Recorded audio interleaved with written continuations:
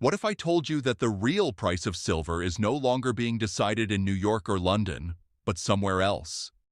What if the system that has controlled precious metals pricing for decades is slowly losing its grip? And what if the next major move in silver is not just a normal rally, but something much bigger? Welcome to Gold Silver Scope. Today, we are going to break down something extremely important happening in the silver market.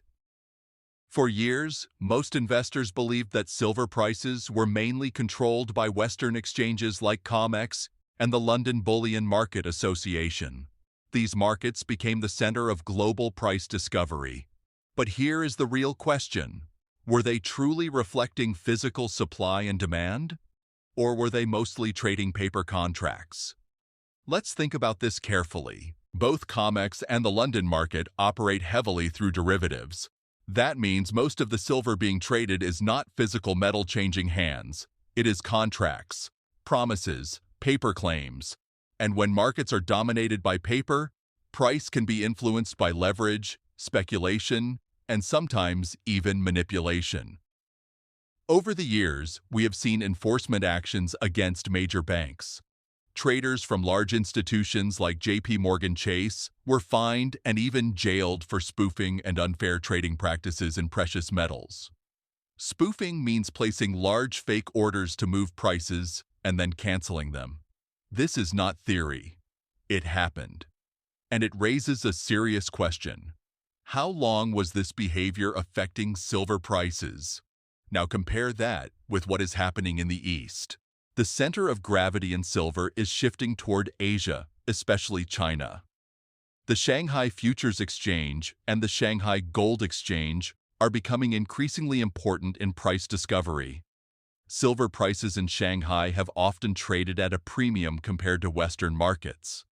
That is not a small detail. That is a signal. Why does this matter? Because when one region consistently trades higher than another, it tells us something about physical demand.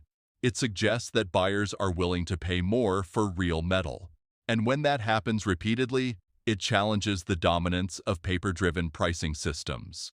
Now let's go deeper. China is not just a trader, it is one of the largest silver producers and refiners in the world. It imports silver ore from countries like Mexico, refines it, and keeps a large portion domestically. It also imports silver-bearing ores such as copper, lead, and zinc concentrates. Remember, around 60% of silver production comes as a byproduct of other metals. That means if industrial mining slows, silver supply can tighten quickly. At the same time, China is massively expanding electric vehicle production and solar panel manufacturing. Companies like Tesla face intense competition from rapidly growing Chinese EV manufacturers. Solar expansion is happening at record speed, not just in China but also in India, where major industrial players like Reliance Industries are investing billions into solar infrastructure. Silver is a critical component in photovoltaic cells and electronics. So while supply has been tight for years, demand is accelerating. For the past 6 years, silver has experienced a structural supply deficit. Mine production plus scrap supply has not been enough to fully cover global demand. Eventually, something had to give, and now we are seeing signs of stress. One major signal came when lease rates in London suddenly spiked above 30%. Lease rates reflect the cost of borrowing physical silver. When they explode higher, it usually means one thing. Physical metal is hard to find. Traders who previously rolled forward contracts smoothly suddenly struggled to source real bars. This is where things become serious. There are far more paper claims on silver than there is physical silver readily available. As long as most traders settle in cash, the system works. But when participants start demanding delivery instead of cash settlement, pressure builds. Inventories shrink. The scramble for physical begins. And here is the key shift. Pricing power is gradually moving toward the region that consumes and processes the largest share of the world's silver. Shanghai is not just speculating. It is backed by real industrial demand. Interestingly, Regulators in China have recently acted against excessive speculation and manipulation, limiting aggressive short positions and investigating spoofing practices. This is very different from the perception many investors have about Western exchanges. It suggests that authorities understand the strategic importance of silver. This is not just another commodity story. Silver is both an industrial metal and a monetary metal. It sits at the intersection of green energy, technology, and financial systems. If physical shortages continue while industrial demand remains strong, volatility could increase sharply. We are witnessing a possible transition period.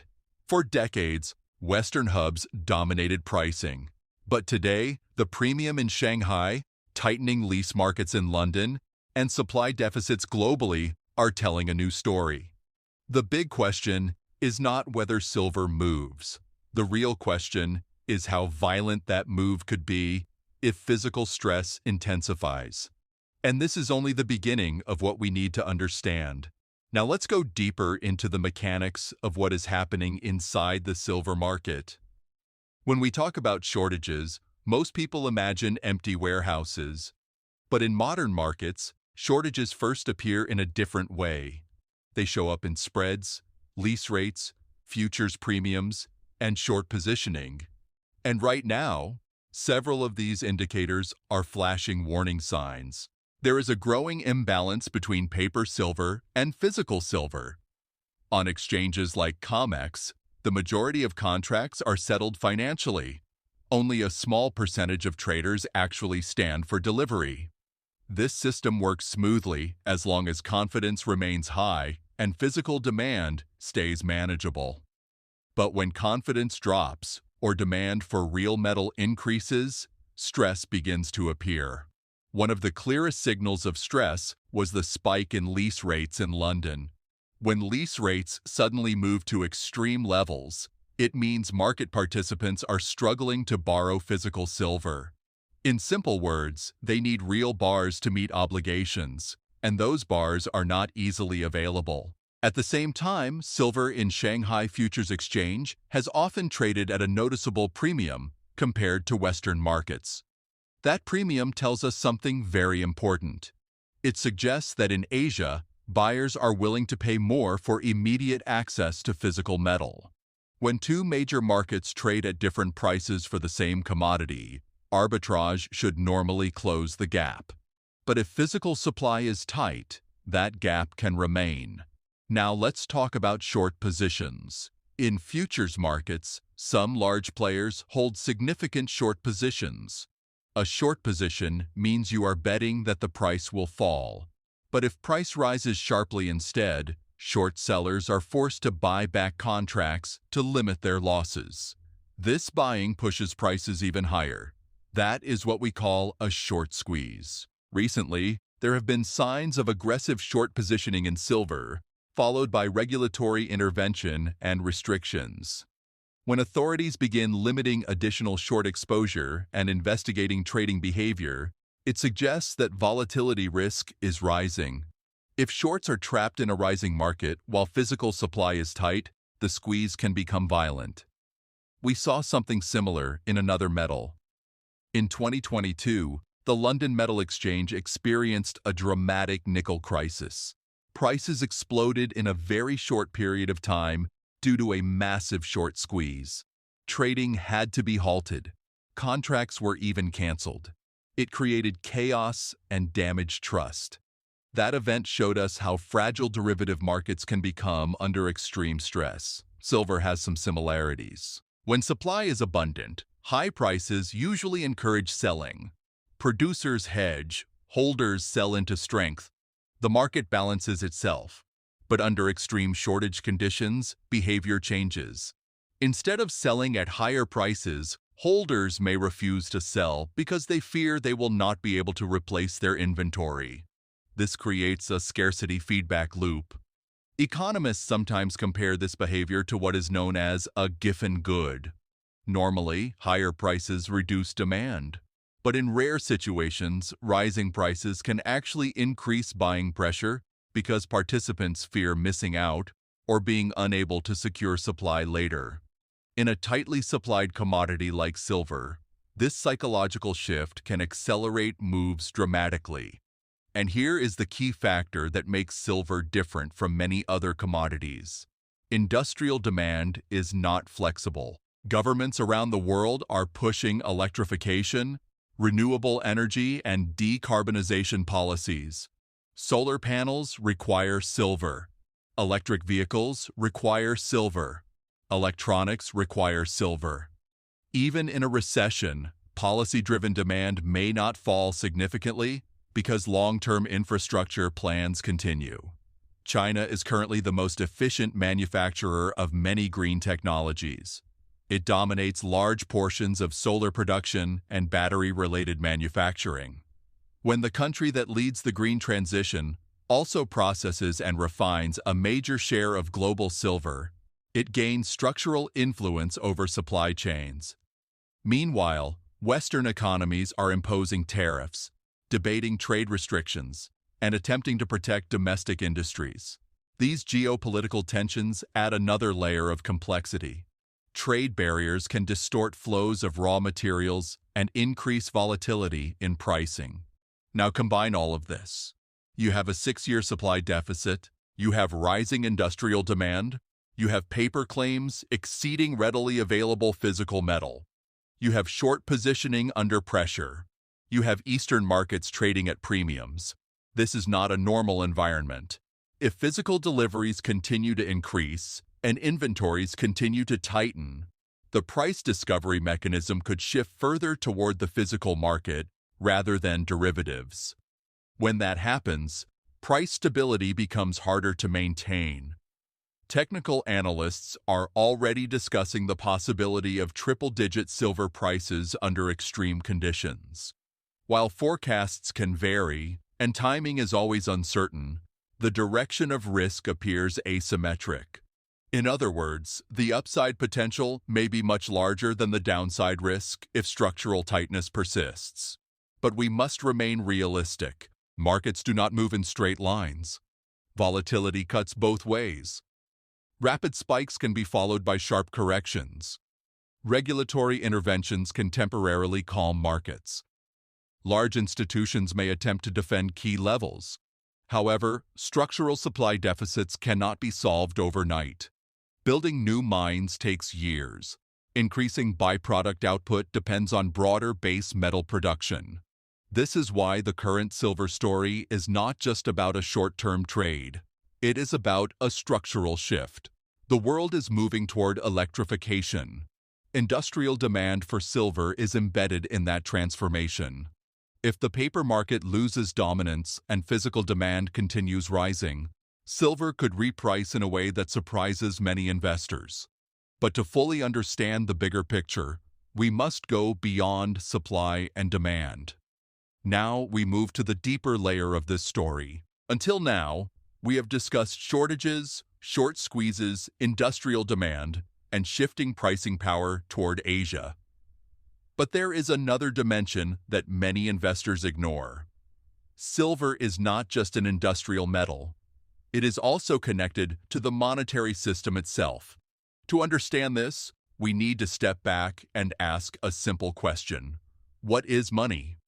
For thousands of years, gold and silver were used as final settlement assets. No counterparty risk, no promises, no credit exposure, just physical metal. When a payment was made in gold or silver, the transaction was complete. There was no dependency on a bank or a government guarantee. This idea was clearly expressed by the American financier J.P. Morgan, who famously stated during testimony to Congress that gold is money and everything else is credit. That statement was not emotional. It was legal and practical. Gold settled accounts. Paper represented a claim. Today, most people treat currencies like the US dollar, the euro, or the pound as money. But technically, they are fiat currencies. Their value is not backed by metal. It is backed by confidence and government decree. Over long periods, all fiat currencies lose purchasing power. This is not opinion. It is historical fact. When government debt expands beyond sustainable levels, currencies are gradually devalued. Governments prefer inflation over default.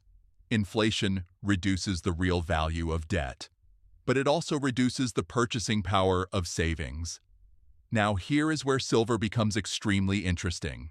If fiat currencies continue to weaken over time, precious metals naturally adjust higher when measured in those currencies. That does not necessarily mean metals are becoming more valuable. It can also mean the currency is becoming weaker. Gold is often used as a reference point because its purchasing power tends to remain relatively stable over very long time periods. If you price commodities in gold instead of dollars, you sometimes see that relationships revert to historical norms. For example, if base metals fall significantly when priced in gold, history suggests they may eventually rise relative to gold again. There are two ways for that to happen. Either gold falls relative to base metals, or base metals rise relative to gold. In a world of expanding debt and currency creation, the second path often becomes more likely. Silver sits between gold and industrial metals. It has characteristics of both. On one hand, it is heavily used in industry. On the other hand, it has a long monetary history. During periods of financial stress, silver often follows gold higher. But during industrial expansions, it can outperform because of manufacturing demand. Now combine monetary instability with industrial shortages. That is where things become powerful.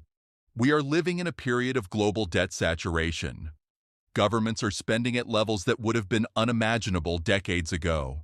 Budget deficits are normalized. Central banks intervene frequently. Interest rates move sharply.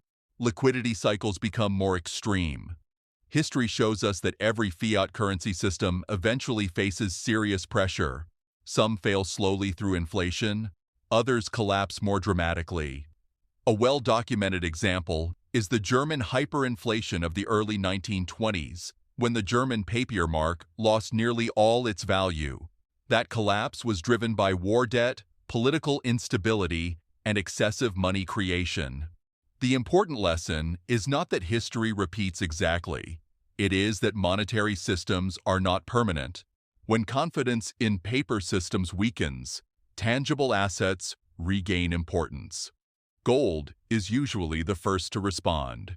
Silver often follows, sometimes with even greater volatility, because its market is smaller and more sensitive to physical flows. If we connect everything we discussed, the picture becomes clearer. We have structural silver supply deficits. We have accelerating industrial demand from electrification and solar expansion. We have tightening physical markets and rising lease rates. We have short squeeze potential. We have shifting price leadership toward Asian exchanges like Shanghai Gold Exchange. And on top of all that, we have long-term currency debasement pressures. This combination is rare. Under normal economic theory, high prices solve shortages. Producers increase output. Consumers reduce demand. The market balances. But when supply is constrained, demand is policy-driven, and currency value is eroding. Price behavior can become unstable. In such an environment, silver could experience phases of extreme volatility. Rapid spikes, sharp corrections, strong long-term uptrends measured in fiat terms. Some analysts have even projected the possibility of triple-digit silver prices if delivery stress intensifies. Whether that exact number happens or not is less important than understanding the direction of structural risk. The risk is not necessarily downward. The bigger risk may be underestimating how tight the physical market could become if industrial demand continues growing while investment demand returns at the same time. We are potentially witnessing the early stages of a repricing cycle, not just a speculative bubble. There is a big difference between the two. A bubble is driven mainly by emotion and hype. A cycle is driven by fundamentals, supply constraints, and macroeconomic forces. Silver today is influenced by all three layers: industrial transformation, market structure stress, and monetary uncertainty. That is why we must watch it carefully. Because if physical shortages continue, if paper markets lose dominance, And if currencies continue to weaken, silver may not just rise gradually. It could move in powerful waves that redefine how investors view this metal. And when that happens, understanding the structure behind the move will matter far more than chasing price headlines.